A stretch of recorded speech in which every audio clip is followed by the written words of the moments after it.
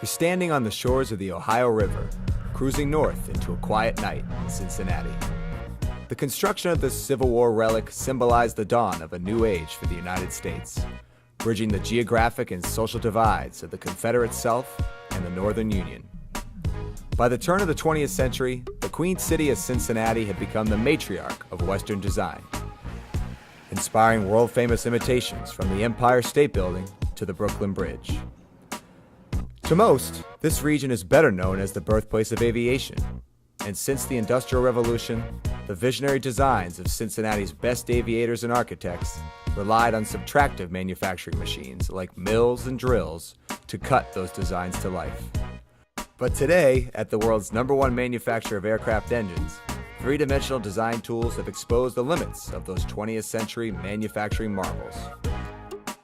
So what's being done to bridge the gap? In an ironic twist, it's here, in the fossilized outskirts of Cincinnati, where GE Aviation is printing a revised edition of its manufacturing rulebook. We call it additive manufacturing, a 3D printing technology that allows parts, once thought impossible, to be grown from the ground up. I think what additive gives us is a whole different degree of freedom on how we think about component design. We no longer have to understand what the limitations of machining are and what the cost of those limitations are. So now we've taken many of those processes and been able to kind of blow them out with additive. That gives the designer a whole different palette of colors to paint with, and truly on a whole new canvas. Since 2003, GE Aviation has tested engine components manufactured by an additive process called direct metal laser melting, where the guts of a solid metal part are grown from the ground up by a precision 200-watt laser.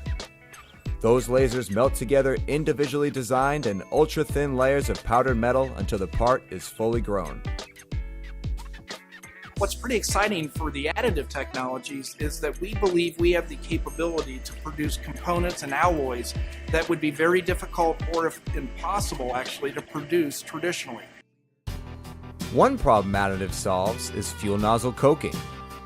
Traditional fuel nozzles spray fuel into the combustor at temperatures as hot as 3,000 degrees. Over time, carbon deposits form on the inside of the nozzle, degrading the efficiency of the fuel spray and the engine's durability. GE's additively manufactured fuel nozzle for the LEAP engine is grown with internal support ligaments and cooling pathways designed to eliminate fuel coking, making the part up to 5 times more durable than its machined equivalent. Our work with the fuel nozzle has been really groundbreaking. If we can take a component, redesign it, even if it's non-traditional in its appearance, that potentially could allow us to save tremendous amounts of weight across multiple components on an aircraft engine.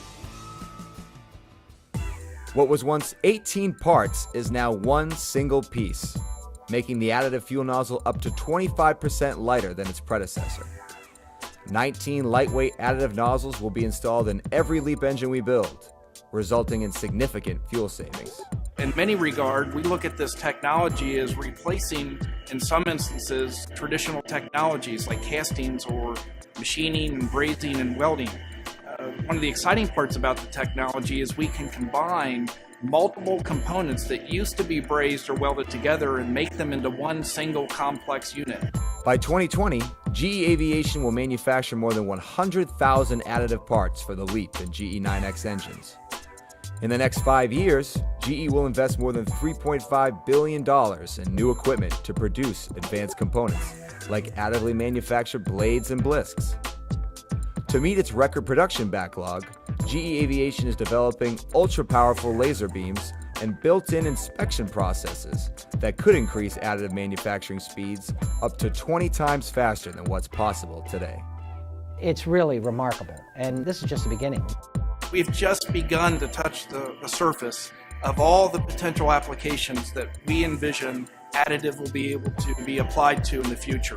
We're talking about multiple components, multiple different alloys, and many product enhancements that we believe in the next 10 to 20 years will quite honestly revolutionize the way many parts are produced for components going on to gas turbine engines.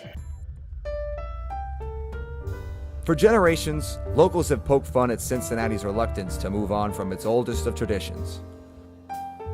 Mark Twain once joked that if the world ever ended, it'd be best to live in Cincinnati, because the city is always 20 years behind the times.